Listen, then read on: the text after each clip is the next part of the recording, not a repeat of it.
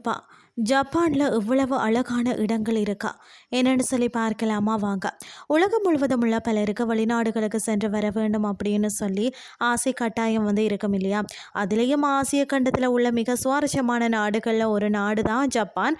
அங்கே பார்த்தீங்கன்னா பழங்கால பாரம்பரிய கலாச்சாரமும் அதிநவீன தொழில்நுட்பமும் ஒரு சேர, அதாவது இரண்டரை கலந்து கொள்வதை நாம் நேரடியாக காண முடியும்.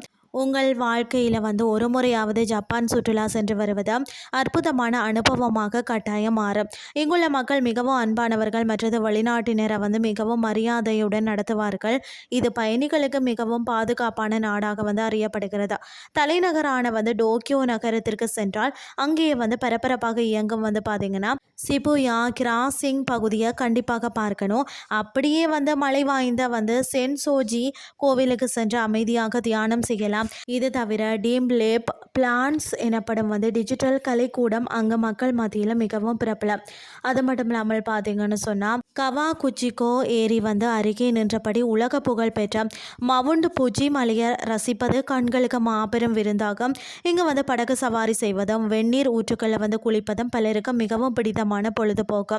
பண்டைய பாரம்பரியத்தை நீங்கள் நேசிப்பவர்னு சொன்னால் அதாவது கியோட்டோ நகரத்திற்கு செல்வது மிக சிறந்த ஒன்றாக இருக்கும். அங்குள்ள பொசிமி, அதாவது இனாரி தைசா என்ற இடத்துல வரிசையாக உள்ள ஆயிரக்கணக்கான சிவப்பு நிற வளைவுகளை பார்த்து வியக்கலாம். மேலும் பார்த்தீங்கன்னு சொன்னால் அரசியாமா மூங்கில் காடுகள், அது மட்டும் இல்லாமல் தங்கத்தால் வேயப்பட்ட கின் காகுஜி, இந்த கோவில் நம்மளை நிச்சயம் ஆச்சரியத்தில் ஆழ்த்தும். இங்குள்ள அமைதியான சூழல் மனதிற்கு அதிக அளவிலான புத்துணர்ச்சியை தரும்.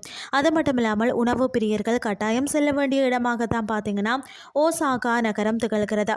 நியான் விளக்குகள் இரவு முழுவதும் ஒளிரும் போட்டன் போரி வீதிகளில் நடந்து கொண்டே டகோயாகி போன்ற சுவையான உள்ளூர் தெருவோர உணவுகளை ருசிப்பது தனி சுகம்னே சொல்லலாம்.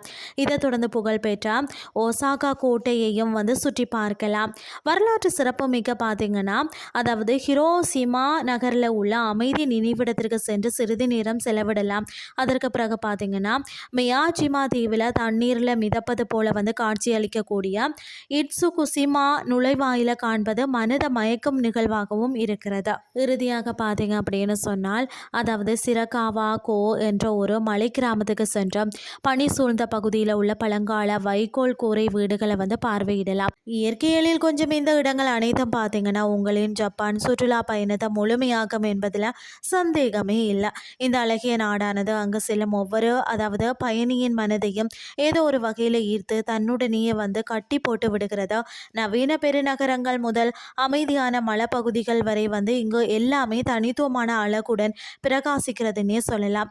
வருடம் முழுவதும் இங்கு பல்வேறு சுவாரஸ்யமான பண்டிகைகளும் நிகழ்வுகளும் நடைபெற்று கொண்டே இருக்குமா. எனவே உங்கள் அடுத்த விடுமுறையை திட்டமிடும் போது இந்த அழகான நாட்டை உங்கள் பட்டியலில் முதலிடத்தில் சேர்த்து கொள்ளுங்கள். இங்குள்ள ஒவ்வொரு இடமும் உங்களுக்கு வாழ்நாள் முழுவதும் பசுமையான இனிமையான நினைவுகளை பரிசளிக்கும். இன்றைய கிறிஸ்டி உங்களுக்கு பிரயோசனமாக அமைஞ்சிருக்கும்னு சொல்லி நான் நம்புறேன். இதே மாதிரி மற்றும் ஒரு கிறிஸ்டின் வேலைக்கு உங்களை சந்திக்கிறேன். நன்றி.